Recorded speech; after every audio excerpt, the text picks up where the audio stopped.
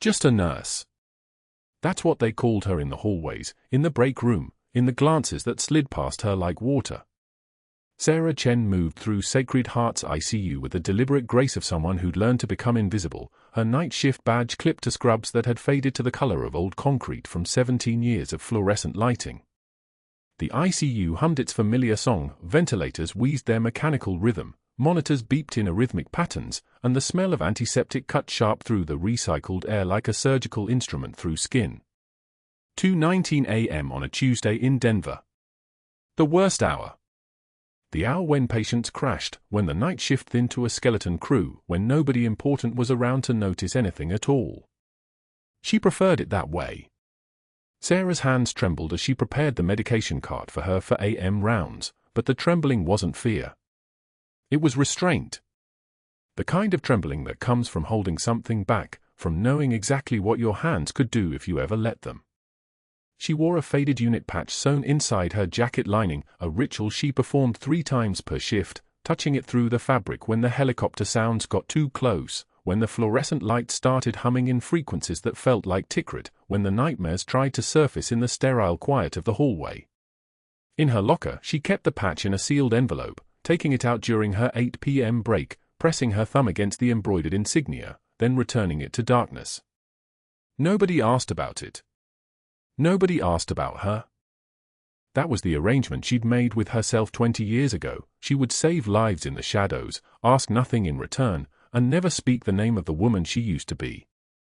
The chart for room for 12 landed on the desk in front of her, a 67-year-old male post-op from abdominal surgery, standard protocol, scheduled vitals every 4 hours. Sarah's eyes moved across the notes with the precision of someone reading enemy intelligence. Blood pressure 118/72. Oxygen saturation 97%. Heart rate 64. Normal. Unremarkable. The kind of patient who would recover without incident if everyone did their job and nobody noticed anything unusual. She was reaching for the medication cart when head nurse Martinez appeared beside her, coffee in hand, dark circles under her eyes like tattoos of exhaustion. "How's the night treating you?" Martinez asked, her voice carrying that particular fatigue that came from working trauma hospital nights for 19 years. She was one of the few who treated Sarah like a human being instead of a fixture, though Sarah had never given her a reason to. They worked in the same 3-square-mile radius of hurt and machines, and Martinez had simply chosen kindness instead of indifference. Quiet, Sarah said, which meant something different than the word itself suggested. Quiet meant stable patience. Quiet meant no codes. Quiet meant she could move through the night without drawing attention.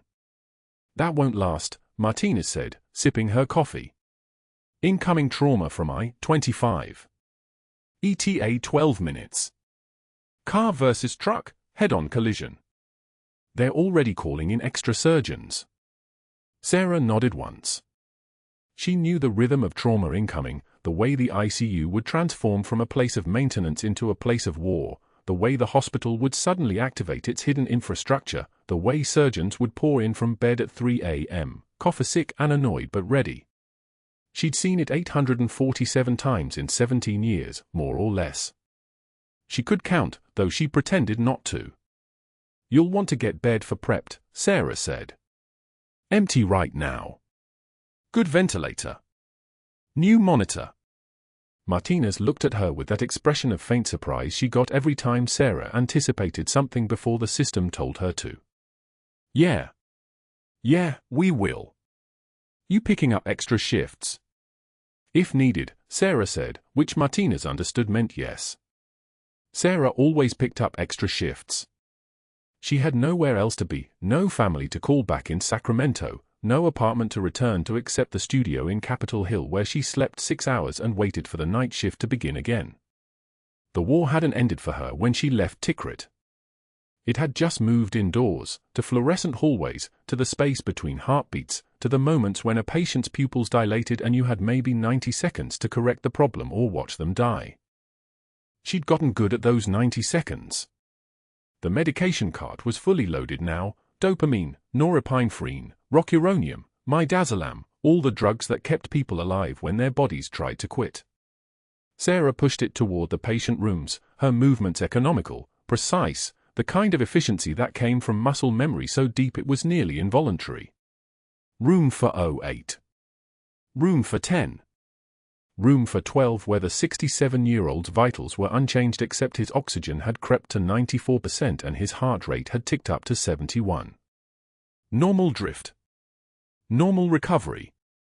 She adjusted his oxygen concentrator incrementally, made a note in his chart in handwriting that was small and neat and revealed nothing. By 4:17 a.m., the trauma patient arrived. The helicopter sounds came first, that particular rotor wash that made the windows rattle and every monitor in the ICU spike with electromagnetic disturbance. Sarah moved to the bay window and watched the aircraft descend toward the helipad, rotors throwing rain sideways across the landing zone in a pattern that looked like gunfire. She'd seen that pattern before, from underneath a lot of rubble. Her hands went still. Her breathing went still. Then the moment passed, and she turned back to her work. The trauma team mobilized with practiced precision, 12 surgical personnel including Drive Hargrove, the ICU surgical director, moved from the emergency department toward the trauma bays with the kind of focused intensity that made the hospital feel like a ship preparing for combat. Sarah watched him move, tall and commanding, his white coat still fitted from the tailor on 16th Avenue, his shoes polished well enough to reflect the hallway lights. Hargrove had been at Sacred Heart for 20 years, accumulated 47 peer-reviewed publications and the kind of reputation that made junior doctors afraid to question his judgment. He moved like a man who'd never been wrong in his life. The trauma patient was a 34-year-old male, multiple fractures, possible internal bleeding, Glasgow coma scale of 11, conscious but confused. Head laceration, blood in his hair and down his neck like he'd been baptized in it. The medical team started the familiar choreography, 2 large-bore 4s, type and cross, rapid ultrasound, CT imaging ordered, surgical consent already signed in the ambulance because people who crashed at 72 miles per hour usually knew what they'd agreed to. The room filled with the sounds of organized emergency, equipment beeping, voices calling vitals, the suction machine hissing as they cleared his airway. Hargrove moved through the chaos with the confidence of someone who commanded every space he entered. He was 58 years old, face carved from decisions made without second-guessing, eyes the color of slate on a winter morning. His power came from the kind of institutional authority that accumulated over decades. The board listened to him, the insurance company deferred to him, the residents and nurses all knew that contradicting Hargrove was a termination-worthy offense. He'd fired 3 nurses in the last 2 years for lack of surgical compatibility, which was a euphemism for being right about something he was wrong about. Sarah moved around the edges of the trauma response, never pushing forward, never demanding attention, simply appearing when someone needed a medication drawn up or fluids hung or equipment repositioned. She pulled a 14-gauge angiocath and placed an 4 in a collapsed vein on a patient's wrist in 4 seconds flat, no wasted motion, hand steady as surgical steel. The resident looked at her with something like gratitude, and Sarah didn't acknowledge it. She simply turned away and began preparing the next medication without being asked. That's when Hargrove noticed her. His eyes tracked her movement across the trauma bay with the focused attention of someone who'd just noticed a problem that required solving. He was accustomed to people who deferred, who made eye contact, who performed appropriate anxiety in his presence. Sarah did none of those things. She simply moved through the space with the kind of competence that didn't require permission or approval. The medical team stabilized the trauma patient in 34 minutes and moved him to OR, and the ICU exhaled the way it always did after incoming, returning to its baseline hum of maintenance and monitoring. By 5:51 a.m., the ICU was quiet again. Only Sarah and 2 other nurses, both of them working the opposite side of the unit. She was restocking the code cart when she felt him approaching, the particular pressure change in the air that came before Hargrove's presence. His shoes made precise sounds on the tile floor. Click! Click! Click! Like a metronome counting down to something. He stopped 3 feet behind her, close enough to be personal, far enough to be professional. "You're new," he said. His voice was the kind of calm that came from absolute certainty that the world would rearrange itself to suit his needs. "I don't recall approving your transfer to night shift." Sarah's hands continued loading supplies into the cart without hesitation. For bags, syringes, alcohol wipes. Everything its place. Been here 17 years, doctor. Night shift since 2007. Remarkable, he said, and the word tasted like contempt. 17 years and I'm only now noticing you. That's either exemplary invisibility or profound irrelevance. I haven't decided which yet. He paused. His shadow fell across the cart, blocking the overhead light. That for placement in the trauma bay. Impressive, actually. For a night shift nurse. Where did you train? Sarah closed her eyes for one fraction of a second, the only break in her composure, the only moment where anything inside her threatened to surface. Community college program in California, she said. Standard RN track. He moved closer. She could smell his cologne now, something expensive, something that had no business in a hospital. Well, try not to let competence go to your head. It makes the regular staff uncomfortable. And do something about the trembling hands. It looks unprofessional. He walked away, shoes clicking against tile, and Sarah exhaled the breath she didn't know she'd been holding. In her locker at 6:22 a.m., as the day shift began to arrive and the night shift began to fade, Sarah reached into her jacket and found the unit patch. She pressed her thumb against the embroidered insignia, feeling the shape of the eagles and the anchor through the fabric, feeling the weight of everything it represented. 12 years of service. 3 combat tours. 47 lives saved in the Tikrit corridor alone, though nobody was counting anymore, least of all Sarah. She would be invisible for 17 more years if necessary. But that wasn't the worst part. The staff meeting room at Sacred Heart had 40 people crammed into chairs that were never meant for this many bodies. Fluorescent lights hummed overhead like angry wasps. Sarah stood against the back wall in her scrubs, hands folded, eyes forward. Dr. Hargrove sat at the head of the conference table, his chair leather, everyone else's metal, leaning back with the casual arrogance of a man who'd never been told no. New nurse on the night shift, he announced to the room, his voice loud enough to carry over the side conversations. Anyone want to guess how long she lasts? He didn't wait for answers. I'll bet $50 she quits within a week. These quiet types always do when they realize medicine isn't a place for people afraid of their own shadow. Laughter rippled through the doctor's side of the table, a cascade of condescension that filled the space like a physical thing. Sarah's jaw tightened, barely visible. She took one measured breath through her nose. A single tear escaped down her left cheek. She didn't flinch. Didn't look away. She raised one hand and wiped it clean with the back of her wrist, her eyes locked directly on Hargrove's face. When she spoke, her voice was barely above a whisper, but every word landed like a bullet. I've been dismissed by better men than you, doctor. The room went dead silent. The fluorescent light seemed to buzz louder in the absence of all other sound. Hargrove's smile froze. A cardiologist in the third row actually stopped mid-sip of coffee. Sarah turned and walked out of the meeting before anyone could respond, her posture perfect, her movements controlled. Behind her, the silence lasted exactly 3 seconds before someone cleared their throat and broke the spell. But that wasn't the worst part. 2 days later, the hospital cafeteria during shift change. The place was packed, doctors in white coats, nurses in scrubs, orderlies in dark blue, the whole ecosystem of Sacred Heart compressed into one space that smelled of industrial beef broth and overheated fryer oil. Sarah carried her tray carefully, soup, salad, a sandwich she wouldn't have time to eat. She was navigating past Hargrove's table when he extended his foot into her path with the casual cruelty of someone who'd never faced consequences. The tray went down hard. Soup splashed across the tile in an arc like something thrown. The bowl shattered. Silverware clattering across the floor in a sound that made everyone look. Sarah didn't gasp. Didn't cry out.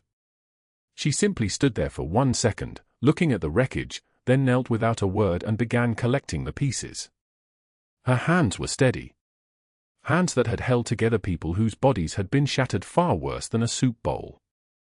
Clumsy Chen strikes again, Hargrove said, and his colleagues chuckled like trained seals. Sarah didn't respond.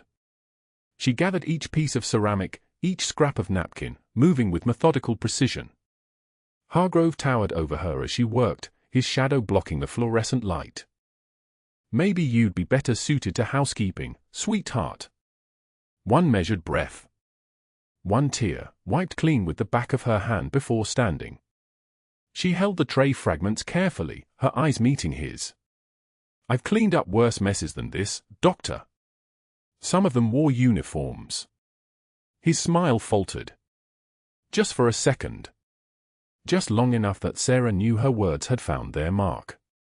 She stood, discarded the broken tray, and walked back to work without waiting for a response. By day 5, Hargrove had escalated. During morning rounds, the sacred ritual where doctors examine patients and establish dominance through volume and velocity, he moved through the ward like a surgeon through tissue. 8 other doctors followed him. For nurses, Sarah was trailing the group, taking notes, watching the choreography.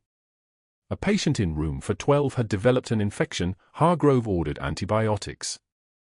Another patient was scheduled for discharge. Hargrove signed off on it without looking at the chart. Standard theatre. Standard power. Then he reached the nursing station. He grabbed a patient chart from Sarah's organized stack and threw it. The pages scattered across the tile floor like disturbed birds. Papers everywhere. A plastic folder spinning. Sarah watched the chart fall and didn't move. 8 doctors and 4 nurses watched.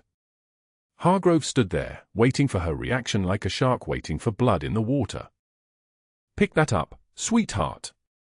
Let's see if you can at least file correctly." Sarah knelt without hesitation. Her hands trembled as she gathered the scattered pages, and for a moment, just a moment, Hargrove smiled. He thought he'd finally broken through her composure. He thought the trembling was fear. He was wrong. One breath.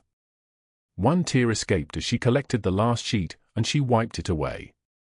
Her hands weren't trembling from fear. They were trembling from restraint. From the enormous effort of not standing up and telling this man exactly who she was and what she'd survived.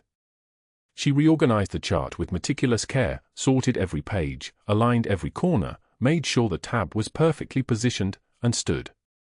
She placed the chart back in Hargrove's hands with her voice steady as a surgical laser.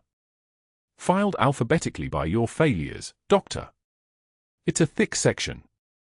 Martinez, the cardiologist, stifled a laugh. A young resident's eyes widened. Hargrove's face turned a shade of red that seemed medically concerning. He didn't respond. Couldn't respond. Instead, he turned and walked away, already pulling out his phone, his jaw working as if he was calculating something. As if he'd just lost round 5 and needed to think several moves ahead for round 6. Sarah didn't know what phone call he was making. She didn't know that Hargrove was already calling board members at their homes. That he was already constructing a narrative about a nurse who was unqualified, potentially unstable, possibly a security risk. That he was building an airtight termination case with the precision of a surgeon removing a tumor. What she knew was that her shift was far from over. The ICU was quiet that evening, that particular kind of quiet that comes just before something breaks. The monitors beat their steady rhythms. The ventilators wheezed their mechanical breathing. The fluorescent lights hummed their endless drone. Sarah moved through the ward with that same invisible grace, checking on patients, adjusting 4 lines, recording vitals. She was standing at the supply station at 2,247 hours, restocking her cart, when the alarm came through. Incoming medevac. ETA for minutes. She heard the call over the intercom.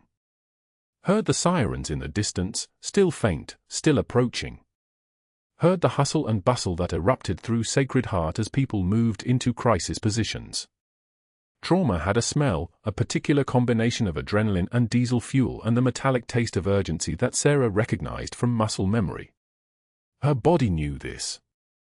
Her body had lived for years in moments exactly like this. The ambulance bay doors opened and the gurney crashed through like a piece of shrapnel. Special Forces Major. Mid-30s. Combat gear still partially on. Vitals deteriorating. The paramedics were calling out numbers: blood pressure dropping, oxygen saturation 78%, heart rate erratic, possible tamponade based on field assessment. Sarah was triaging in the ER when the gurney passed and she froze. His face was older now. Scarred. A warrior's face. But she knew it. She knew it from 20 years ago when it was an 8-year-old boy's face, covered in dust and blood, calling for his mother in a language that didn't need translation. The boy she'd pulled from the rubble in Tikrit. The boy whose hand she'd held while medevac was inbound. The boy whose name she'd whispered over and over while keeping him alive long enough to reach the hospital that day. Her hand started trembling. Not from fear. From the impossible collision of two timelines, two lives, two moments separated by 2 decades that suddenly occupied the same space. The Major's jacket fell open as they moved him toward Trauma Bay 3, and Sarah saw it. The faded unit patch, worn from years of being carried close to his heart. Her unit patch. The same patch she'd given that boy in Tikrit, sewn into his jacket lining because he said he wanted to remember her. To remember that someone had saved him when the world fell apart. He'd kept it. All these years. He'd kept it. Dr. Hargrove arrived seconds later, moving into command position like a predator claiming territory. 11 other doctors cycled through over the next 6 hours: cardiologists, trauma surgeons, infectious disease specialists, intensivists, everyone in the hospital trying to solve the puzzle. Sarah watched them miss it. She saw the distended jugular veins, the muffled heart sounds, the pulsus paradoxus. Cardiac tamponade. Classic presentation. Battlefield Medicine 101. The fluid crushing his heart, restricting blood flow, choking off his life 1 beat at a time. But these hospital doctors looked for hospital diseases. One by one they examined the Major and declared the case unsolvable. Too risky for intervention. No definitive imaging. Better to wait for clarity than rush into a procedure that might kill him faster. By hour 7, all 12 doctors had examined the patient. 12. The exact number that had walked away from him. Hargrove called time of death as imminent. "We make him comfortable," he ordered, his voice carrying through the bay like a pronouncement. "Let him go peacefully. There's nothing more we can do." The team began to step back, to accept defeat, to let a man die when salvation was 3 minutes away if someone was brave enough to try. Sarah stood in the corner, watching the monitors, watching that faded unit patch rise and fall with the Major's failing breaths. 70% oxygen saturation. Dropping. 68. His heart rate accelerating. His body trying to compensate for the fluid crushing his heart, pumping faster and faster until the system collapsed. She knew what needed to be done. Knew the procedure, knew the technique, knew the risks and the rewards. Knew that she would have to break every rule and every chain of command to save him. And then, the Major's eyes opened. The sirens hit Sacred Heart's ambulance bay at 0300 hours like a scream tearing through concrete. 2 paramedics wheeled a gurney through the trauma doors, shouting vitals over the rotor wash still shaking the windows from the medevac helicopter that had just departed. Sarah's head lifted from the supply station where she'd been restocking for lines. The sound of that helicopter meant something was wrong, deeply wrong. Special Forces casualties didn't land at Denver civilian hospitals unless the military infrastructure was overwhelmed or the injury was beyond field stabilization. She watched the team move into Trauma Bay 4. The patient was covered in a thermal blanket, his face obscured by the oxygen mask and swelling from blunt force trauma. Compound fracture visible on his left arm, tourniquets proximal to both knees. The paramedic called out, 32-year-old male, GSW to abdomen with penetrating blast trauma, BP 88 over 52 and dropping, O2 sat 91 on high flow, GCS 7, approximately 4 hours since injury. The patient's right eye was swollen shut. His jaw was wrapped with gauze soaked through with blood. Sarah moved closer, her hands already reaching for the portable ultrasound machine. The other night shift nurses parted for her without question. She was good at this, not because she was a registered nurse with a Colorado license, but because her hands had done this work before, in tents without electricity, with supplies improvised from what was available and desperation as the only anesthetic. Her fingers moved across the patient's exposed ribs, feeling for the landmarks, the second intercostal space, the midclavicular line, the anatomical points that hadn't changed in 20 years. The patient's undershirt had been cut away by the flight medics. His left side revealed a tattoo, coordinates, a date, and a name she would recognize anywhere. Coordinates for Tikrit. The date, August 14, 2004. And then she saw it. His jacket was folded on the trauma bay chair, and sewn into the lining, barely visible unless you were looking for it, was a patch. Faded olive-drab fabric with a symbol she hadn't seen in 2 decades. Her unit patch. 3rd Battalion, 1st Special Forces. The insignia she'd worn on her sleeve in Tikrit, the insignia on the combat uniform she'd buried in a plastic bag under her bed at 2 a.m. when she decided to disappear. Her breath caught. Just once. Her jaw tightened. She didn't move. She didn't speak. But her hands understood what her mind was still processing. This man was 8 years old again, buried in rubble, his mother's arm around him, his ribs broken, his breathing shallow, and a Navy corpsman with steady hands and a voice like armor had told him he would live. Senior Chief Petty Officer Sarah Chen had promised him that. The Major's right eye opened. Just barely. Just enough to focus on her face. His mouth moved behind the oxygen mask. No sound came out, but she read his lips, "Chief." His voice was shattered concrete when the oxygen mask came away for a moment. "Chief, you?" She placed her hand on his shoulder. Once. The gentlest pressure. A signal that meant everything without words. "I've got you, Major. Just like I had you then. Relax." Her voice had changed. It was different now, lower, commanding, the voice that had given orders to combat medics in a place where failure meant body bags. The voice she'd buried when she'd walked away. Dr. Hargrove arrived in Trauma Bay for exactly 4 minutes later, flanked by attending physicians like sharks drawn to blood in the water. He moved with the confidence of a man who'd never been questioned, never been challenged, never encountered someone who wouldn't break under the weight of his authority. The initial examination began. The ultrasound showed what Sarah could already see in her mind, fluid collecting around the heart. Pericardial tamponade. The blood from the gunshot wound had nowhere to go. It was suffocating the organ with every heartbeat. One by one, the doctors examined the patient. Cardiologist Hayes said, ejection fraction is 30%. Declining. Trauma surgeon Benson shook his head. Abdominal penetration too extensive. 3 organs involved. Even if we get him off pressors, he won't survive the table. The emergency medicine physician, Dr. Cho, looked at the x-rays and whispered something to Hargrove that Sarah didn't need to hear. The body language said it all. Hopeless. Career risk. Not worth the attempt. By 0340, 12 doctors had cycled through the trauma bay. 12 different specialties. 12 different reasons why intervention was futile. The room smelled of antiseptic and the copper salt smell of fresh blood. The heart monitor beeped with irregular rhythm, the electrical system trying to fire through a compression that wouldn't release. Hargrove stood at the foot of the bed, his arms crossed, his expression one of practiced sympathy that didn't reach his eyes. Comfort care, he announced to the team.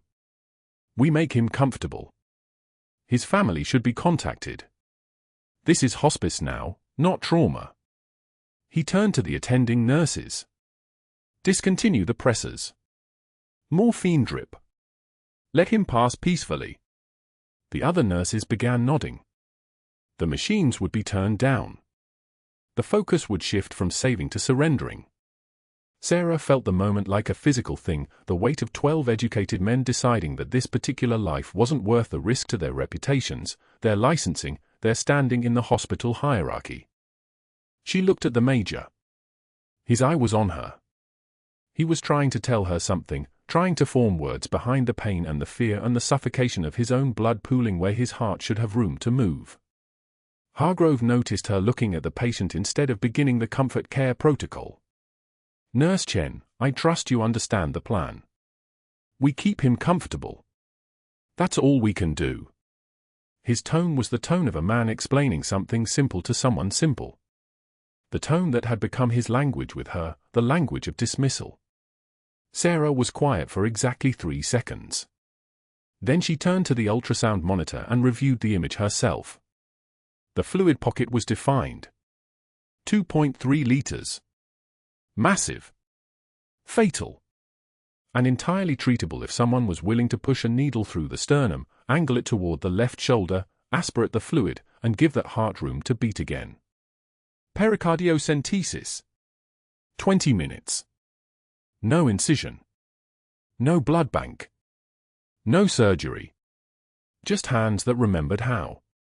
"The tamponade is reversible," Sarah said. Her voice had dropped. It was steady. It was the voice that had told combat medics what to do under fire. "We tap it, we might get him 30, 40 minutes of stability. Enough time to know if his body wants to keep going." Hargrove's expression shifted. That same contempt that had been there since the first day, but sharper now. Threatened. "Comfort care, Nurse Chen." That was the consensus. The consensus of 12 doctors who are protecting themselves, Sarah said. She didn't raise her voice. She didn't need to. Not protecting him. The room temperature dropped. The other nurses had gone absolutely still. One of them, E. Martinez, who'd been kind to Sarah on her first night, was making a quiet sound like she'd just watched someone walk into traffic. "If you touch this patient without authorization, you will be escorted from this hospital by security," Hargrove said. His hands were clenching. His jaw was tight. The mask of professionalism was cracking because she'd refused to flinch, refused to back down, refused to let his authority settle on her like a weight. "I will file for your immediate termination. I will contact the Colorado Board of Nursing. I will ensure you never work in medicine again." Sarah reached for the supply cart where the sterile equipment sat waiting. "Then you'd better call security, doctor." She didn't wait for his response. She didn't watch his face go red. She didn't acknowledge the way his hand was already pulling out his phone as she began tearing open the sterile packs with the precision of muscle memory. The needle. The syringe. The prep solution. Her hands moved like they'd been doing this work for the last 20 years instead of invisible night shifts and forgotten hallways. The major's eye closed. His breathing shifted. The monitor showed what was coming, the electrical system failing as the pressure around the heart increased. The window was closing. In minutes, he would go into full cardiac arrest, and all 12 doctors would feel justified in their decision to let him go. Sarah positioned the needle below the xiphoid process, 45-degree angle toward the left shoulder. The anatomical landmark was muscle memory. The technique was etched into nerve tissue that hadn't forgotten even during 20 years of pretending. Behind her, Hargrove was on the phone. His voice was low and clipped. "Chairman Whitmore? We have a situation. A nurse is about to perform an unauthorized procedure. I need termination authorization. Now." Pause. "No, I don't care what time it is. This is liability, immediate and severe." Sarah inserted the needle. The sound was small, delicate, a soft whisper of metal breaking skin. Then the give, the needle pushing through tissue and finding the fluid. She pulled back on the plunger. Dark blood came up into the syringe. 200 milliliters. The heart monitor's rhythm began to stabilize slightly. "You're done," Hargrove said into the phone. Another call went out. Sarah heard fragments. "Legal counsel, unauthorized procedure? I need documentation for termination proceedings." He was building a case in real time. She understood the math. He was calling every ally he had. He was weaponizing hospital policy and institutional power. Sarah drew 300 more milliliters. The fluid was draining, releasing the pressure, giving the Major's heart room to expand and beat without the weight of its own blood suffocating it. The heart rate began to climb. 68, 72, 78. The rhythm became more regular. The O2 saturation started a slow climb, 89%, 91%, climbing toward normal. The Major's eye opened again. He was crying, silent tears running down his face, his chest heaving as his lungs realized they could breathe again. His lips moved. "Chief." One word. "Everything." Sarah withdrew the needle and applied pressure to the puncture site. She didn't look at Hargrove. She didn't need to. She could hear his voice in the hallway, making another call, his tone escalating from professional to desperate. "I need to know who hired her. The nursing program. I need every gap in her employment history. If she worked somewhere else, I need to know where. There's something not right here." He was unraveling. She could hear it. The contempt was being replaced by something else, the recognition that he'd misjudged her, miscalculated her, and now the man who was supposed to die was breathing like he might actually survive. The monitors were screaming now, a sound like metal tearing. The Major's chest heaved once, twice, then nothing. Flat-lined. The green line on the cardiac monitor collapsed into a horizontal grave. Sarah moved before thought caught up. Her hands were already reaching for the emergency crash cart when she saw him, Dr. Hargrove, stepping directly into her path, his body a wall between her and the patient. "Nurse Chen, I gave an order." His voice was ice water poured over gravel. "Comfort care only. Do not touch my patient." She stopped. One breath. Two. The Major's oxygen saturation was dropping in real time, 94, 89, 84, each number a countdown to irreversible brain death. Sarah had maybe 90 seconds before those neurons started dying. She met Hargrove's eyes with the kind of calm that comes from having already survived the worst the world has to offer, from having been pinned under rubble in Tikrit while mortars screamed overhead, from having made the choice to pull a terrified 8-year-old boy from the dust instead of saving herself. "Step back, doctor." Not a request. Not a plea. A command delivered in the voice of someone who had trained Navy SEALs. Hargrove's jaw tightened. "I'm warning you." Sarah was already moving. Martinez reached for her arm and Sarah shook her head once, "No, not now," and the ICU nurse understood. She'd seen this transformation happening over 3 years of night shifts, had watched the quiet nurse with the careful hands gradually reveal something underneath the deferential posture. Something sharp. Something dangerous. The Major's oxygen sat at 72. Critical. His skin was taking on the grey-blue pallor of a man whose heart was being strangled from the inside. Sarah had seen this exact presentation once before, in a dust-choked triage area outside Fallujah while a 155mm howitzer fired so close the percussion had ruptured her left eardrum. That patient had died because the base surgeon couldn't identify what was killing him from the inside out.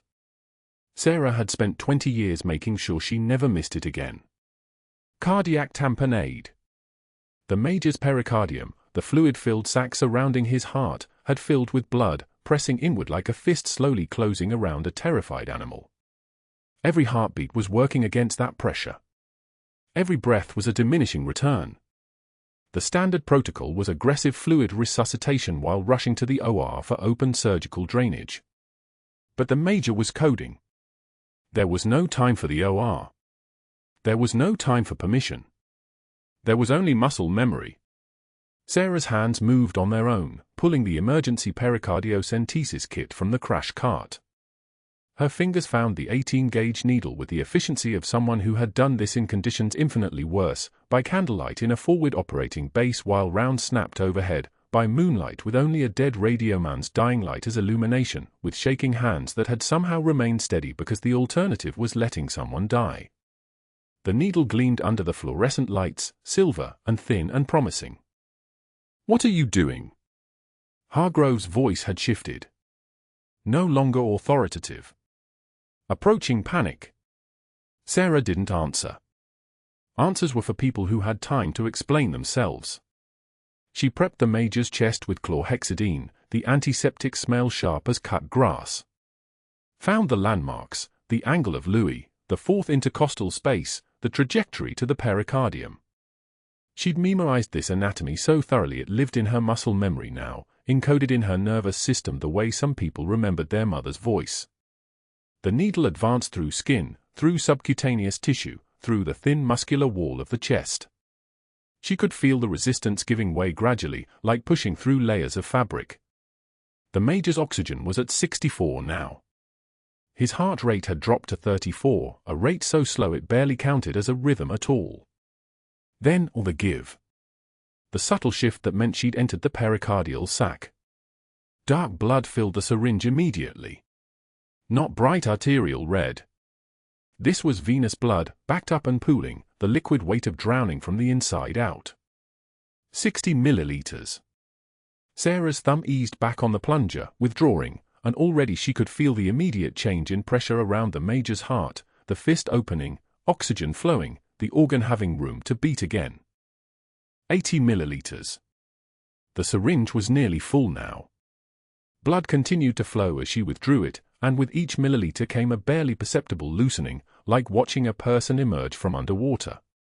100 milliliters. She withdrew the needle and set the syringe aside, watching the monitors with the attention of someone reading a sacred text. For 3 seconds, nothing. The flat line continued its accusatory horizontal march. Then, a blip. A single electrical impulse firing across the Major's heart. Then another. Then a rhythm that began to resemble life instead of death. The oxygen saturation began to climb. 65, 72. 81, 87. His heart rate rose from the 30s into the 60s, a rate that meant conscious thought might actually be possible again. The Major's eyes fluttered open, unfocused, confused, alive. Martinez's hands came down on Sarah's shoulders, her voice cracking with something that might have been prayer or might have been profanity. You did it. Oh my God, you did it. Around them, the ICU exploded into sound. Nurses crying. A resident whispering something that sounded like a prayer. Another nurse was actually hugging herself, tears streaming down her face. This was the thing they never taught in medical school, the feeling when someone came back from the edge. When the impossible became possible because one person recognized what everyone else had missed. Through the glass partition, Sarah could see them. The 12 doctors who had examined the Major's declining condition and pronounced him hopeless. The cardiologist with his expensive watch. The internist who'd written comfort care only in the chart. Dr. Hayes from trauma, Dr. Bennett from thoracic surgery. They stood frozen like figures in a museum exhibit, unable to reconcile what they'd just witnessed. They had collectively decided this man should die. And in the moment they turned away, he had been saved by someone they'd classified as expendable. Hargrove's face was transforming. The rage was still there, but underneath it was something far more dangerous, the look of a man who understood he'd made a catastrophic miscalculation. He was still holding his phone. Still on a call. He brought the phone to his ear and his voice became ice-cold precision. Get me Investigator Reeves. Tell him we have a critical situation developing. An authorized invasive procedure performed by a bedside nurse without physician clearance. I need documentation initiated immediately. Pause. No, this is not standard peer review. This is potential criminal negligence disguised as heroic intervention. Sarah stood perfectly still, one measured breath, while blood warmed her gloved hands. She'd known. The moment she'd inserted the needle without permission, she'd known. The moment she'd saved his life, she'd sealed her fate. There was no protocol in the civilian world that covered what she'd just done. No procedure manual that accounted for knowing something everyone else had missed. No framework for the kind of medicine that only came from having made life-and-death decisions in places where there were no protocols, where the only rule was whether the person in front of you survived or didn't. By 06:30, 3 hospital investigators had been called in. They arrived in suits that probably cost more than Sarah's monthly rent, carrying tablets and expressions of professional detachment. By 0700, they were in the medical records room, pulling every chart Sarah had touched in 3 years of night shifts. Every procedure she'd assisted with. Every medication she'd administered. Every patient she'd touched. By 0800, Hargrove had drafted her termination paperwork himself, each phrase carefully engineered to be both technically accurate and professionally fatal. Unauthorized invasive procedure outside scope of licensed nursing practice. Insubordination in direct violation of physician order. Practicing medicine without a license. Patient consent not documented. Credentials verification insufficient. The papers were all true. Every word. She had violated protocol. She had performed an invasive procedure reserved for physicians. She had ignored a direct order. She had no written consent from the major. Technically, legally, professionally, she was guilty of everything they were charging her with. The only thing they couldn't charge her with was saving his life, because that part didn't fit into their regulatory framework. Sarah sat in the break room for 3 hours, not eating, not sleeping, just watching the rain streak the windows and thinking about Tikrit. About the moment she'd pulled that 8-year-old boy from the rubble and his eyes had opened and he'd said her name in a voice so small it sounded like hope. About the 20 years she'd spent trying to bury that version of herself, the one who could make impossible decisions in impossible moments. She'd taken off her uniform because the nightmares had become unbearable. She'd walked away from the Navy without leaving a forwarding address, without telling her family, without anything except a letter to her commanding officer that just said, "I can't do this anymore." She'd chosen invisibility over healing. Invisibility over rest. Invisibility over the chance that someone might recognize what she was and ask her to do it again. Morning rounds came at 0900, and Hargrove brought security with him. Not the kind that worked the ED and knew the night shift nurses by their names. Real security. Men in dark uniforms who'd never seen her before and didn't care. He held the termination paperwork in both hands like a sword about to be drawn. "Nurse Sarah Chen, you are terminated effective immediately for gross violation of medical protocol and direct insubordination." His voice carried through the ICU. 40 staff members heard it. 40 people watched. "You will surrender your identification badge and be escorted from the premises. Your final paycheck will be mailed to your home address. You are not to return to this facility." Sarah removed her badge with hands that didn't shake. The lanyard came away clean.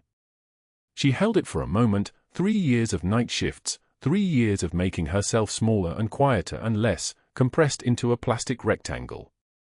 "I've been escorted out by better men, doctor." One measured breath. One single tear that she let fall without breaking eye contact. She didn't wipe it away. Didn't apologize for it. Just let it track down her face like evidence. The walk through the hospital happened in absolute silence. The nurses she'd worked with for 36 months stood along the hallways, some crying openly. Martinez gripped the wall like she might fall through the floor. A resident Sarah had trained whispered something to the younger med student next to her. The stretcher wheel squeaked underneath her as she passed, a sound like small animals crying. The doors to Sacred Heart pushed open onto Denver sunlight, and Sarah Chen walked out unemployed, exposed, anonymous, and utterly alone. The dismissal paperwork arrived like a blade, clinical, laminated, final. Sarah held it in both hands during morning rounds while Dr. Hargrove watched from across the ICU, his expression the satisfied smirk of a man who'd just removed a splinter. The 2 security guards stood 3 feet behind her, professional and uncomfortable, their presence a public announcement that made every nurse within earshot turn and stare. Her badge hung loose around her neck, already deactivated. The electronic locks would reject her by noon. Martinez mouthed something, an apology, maybe a curse, but Sarah didn't look at her. She simply folded the papers, tucked them under her arm, and walked toward the exit with the same measured pace she'd used to move through gunfire in Tikrit. Not faster. Not slower. Just forward. Hargrove's phone was already in his hand as she passed, a call to someone, to everyone, spreading the news like a virus. The troublemaker was gone. The victory lap had already begun before the doors closed behind her. The afternoon heat hit her like a physical thing. Denver's summer sun hammered the parking lot in waves, and the asphalt radiated up through her shoes as she stood beside her Civic, paperwork still clutched against her chest. 3 days of work. 15 years of silence. Gone in the time it took for one man to make a phone call. She could have driven home. She could have sat in her apartment and let the shock calcify into something she could live with. Instead, her hands moved on their own, the same autonomic response that had pulled her toward the Major's bedside when 12 doctors walked away. She drove west, out of the hospital district, toward a neighborhood she'd been avoiding for 2 decades.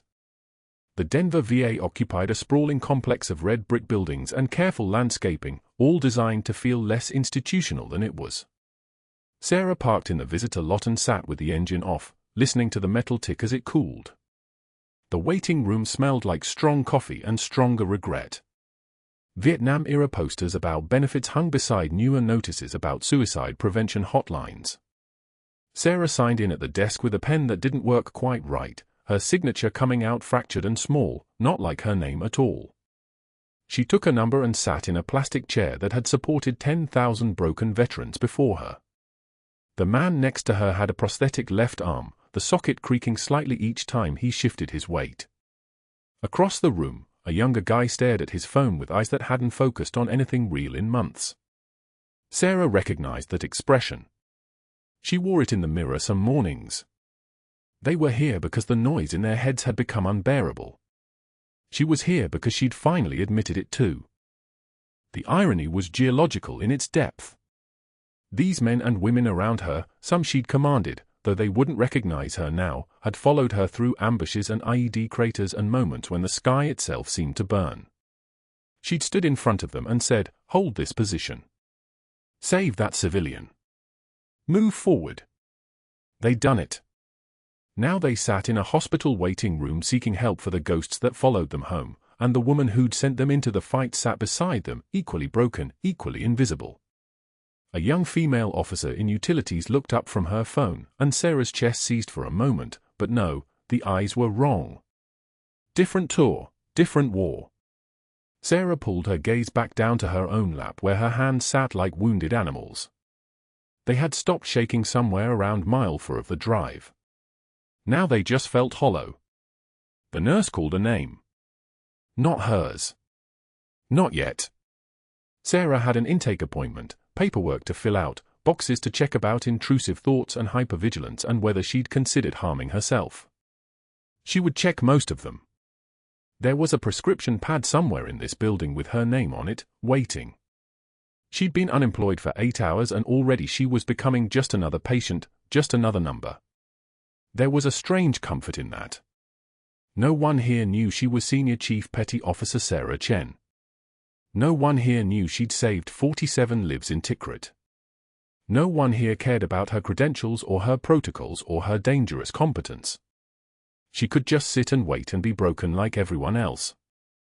The phone call came 72 hours later, while Sarah was sitting on her apartment steps watching traffic move along Spee Boulevard. Unknown number. She almost didn't answer.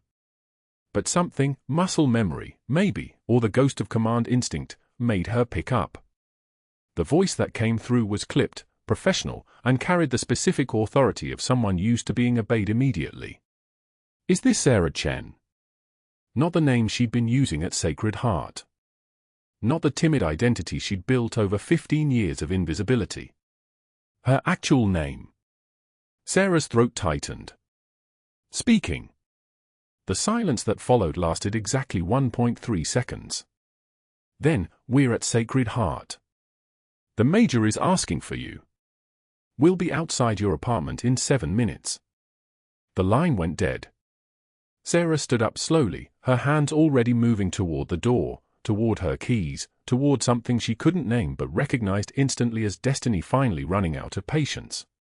The military convoy pulled up like a judgment from heaven, 2 Blackhawks with their rotor wash hammering the downtown air into submission, 3 Hums with personnel in full tactical gear, and a single Navy SEAL commander who stepped out of the lead vehicle with the bearing of someone who'd made difficult decisions across 6 continents.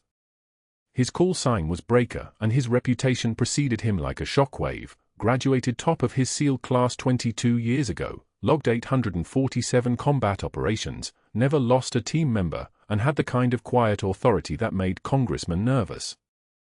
He walked directly to Sarah's apartment door, bypassed the intercom entirely, and spoke into a radio. An officer responded with coordinates. Breaker's eyes, pale blue and utterly empty of mercy, fixed on her. Senior Chief Chen. You're needed at Sacred Heart immediately. It's the Major. He's conscious. He's asking for you. And we have approximately 4 minutes before he gets moved to a secure facility pending investigation into the circumstances of his arrival. His voice was like a tank idling in a garage, deceptively quiet, full of suppressed power. Sarah nodded once and moved toward the door. No questions. No hesitation. That was the language she'd forgotten how to speak, and it came back like muscle memory. The ICU at Sacred Heart had transformed into something between a hospital ward and a military command post. Staff moved around the patient rooms with the careful deference of people who understood that a Navy SEAL commander could authorize things civilians couldn't even imagine. The Major lay in bed and the moment his eyes fixed on Sarah, something in the world realigned. Tears streamed down his face, not the tears of a wounded soldier, but the tears of a child finally finding the person who'd pulled him from rubble 20 years ago. His left hand reached toward her, though the 4 lines made the gesture awkward. Senior Chief, he said, his voice fractured and raw. You're here. You're actually here. I thought you were. He couldn't finish. Sarah moved to his bedside and gripped his hand, and 20 years of distance collapsed into a single moment of recognition. I'm here, Major, she said quietly. I'm here.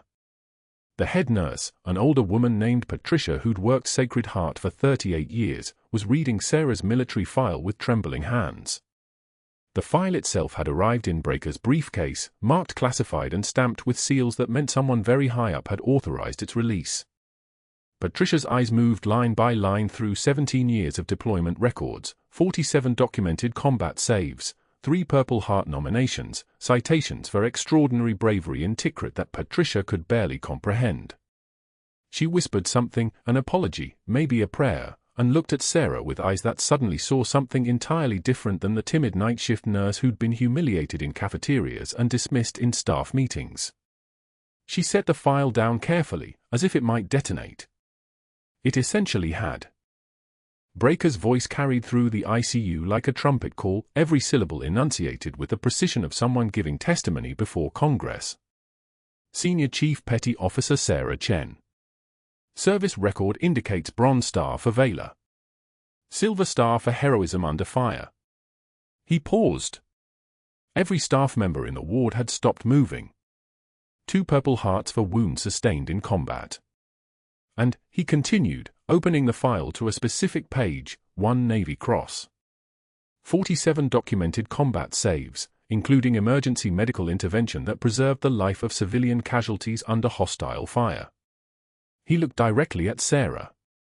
Including the rescue of an 8-year-old civilian from a collapsed structure in Tikrit, Iraq, on March 14, 2004, who grew to become the Major lying in that bed. The silence that followed was the kind that happens when a room's entire understanding of reality shifts in 3.2 seconds. Every nurse who'd watched Sarah take humiliation without flinching suddenly understood what kind of person actually stands still under fire. Every doctor who'd dismissed her medical opinion suddenly grasped that her judgment had been forged in environments they couldn't fathom. The board president, a man named Whitmore with silver hair and the kind of tailored suit that cost more than a month's nursing salary, arrived with news cameras rolling. Breaker handed him a folder with the efficiency of someone executing a military operation. Inside, security footage showing Hargrove blocking Sarah's access to the medical equipment. Recorded phone calls to board members demanding her termination. Text messages celebrating her firing. A statement from the Major's previous surgical team explaining that they'd abandoned the case because Hargrove had explicitly threatened their careers if they attempted intervention. The evidence was devastating because it was meticulous. Whitmore's face moved through several expressions: shock, anger, and finally a cold resolution that said someone was about to lose everything they'd built. The news crew positioned themselves at the ICU entrance. The moment was coming. Everyone could feel it like pressure building before a storm. Whitmore walked directly to Hargrove's office. Hargrove was at his desk, paperwork spread in front of him, probably already composing the email that would distance himself from the situation. Whitmore didn't knock. He opened the door and his voice, when he spoke, had the consistency of ice water. "Dr. Hargrove, your services are no longer required at Sacred Heart. You are terminated, effective immediately, for gross misconduct in patient care, interference with medical treatment, and violation of the hospital's ethical standards. Security will escort you from the premises. Your medical license is being referred to the Colorado State Medical Board for investigation." Hargrove stood up, his mouth opening and closing like a fish removed from water. "But the patient is alive because of the doctor you fired." Whitmore cut him off, his voice cutting through the protest before it could fully form. "That's all the information I need." He turned to leave, then paused at the door. "Oh, and Dr. Hargrove? You'll be receiving formal notice of a lawsuit for wrongful termination filed on behalf of Sarah Chen. Our legal team estimates the damages at approximately $4.2 million. You'll be hearing from them by end of business." Hargrove's face drained of color. The career he'd built through intimidation and institutional leverage had just evaporated in the time it took to speak 2 sentences. The walkout was ceremonial in its cruelty. The same 2 security guards who'd escorted Sarah from the building 3 days prior now flanked Hargrove as he was walked through the ICU. One of them, the taller one, with Rodriguez on his name tag, was the same guard who'd stood behind Sarah with quiet compassion while she carried her box of personal items. Now he stood beside Hargrove with the expression of someone who understood exactly what was happening.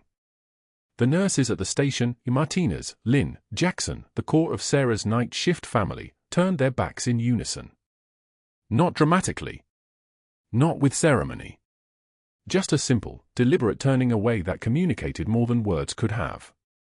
One by one, staff members down the hallway did the same. Shoulders became a wall. Hargrove's walk accelerated slightly, his composure fracturing like ice under weight. His phone buzzed continuously, colleagues distancing themselves, the professional network he'd weaponized now weaponizing itself against him. Text after text appeared on his screen, "Cannot be associated with this situation. Please remove me from your contact list. I will not be providing a reference." Every alliance he'd built through intimidation was dissolving in real time, the institutional leverage he'd leveraged against others now turned into a vacuum. By the time he reached the exit, he was walking alone, flanked only by security, toward a wall of news cameras and reporters who'd been tipped off by someone, probably Breaker, about the firing. Sarah watched from inside the ICU window as Hargrove emerged into the afternoon sun and immediately got surrounded by microphones. His face was the color of old paper. His voice cracked on the second question. Within 48 hours, his suspension would become permanent. Within 6 months, his medical license would be suspended pending investigation. Within a year, he'd be teaching CPR to disinterested community college students for minimum wage, driving a Civic older than Sarah's, alone in an apartment that echoed with the sound of what he'd lost. The major gripped Sarah's hand and whispered something that only she could hear, aware even now. "You pulled me from the rubble. I pulled you back from the edge. I'd call that a mission accomplished." Sarah squeezed his fingers and, for the first time in 15 years, let herself breathe. If you haven't already, please subscribe to our channel. We post these incredible true stories about hidden heroes every single week. Like this video if Sarah's story moved you. And in the comments, tell us, have you ever been completely underestimated by someone who had no idea who you actually were? Because Sarah's journey is exactly that. Thanks for watching.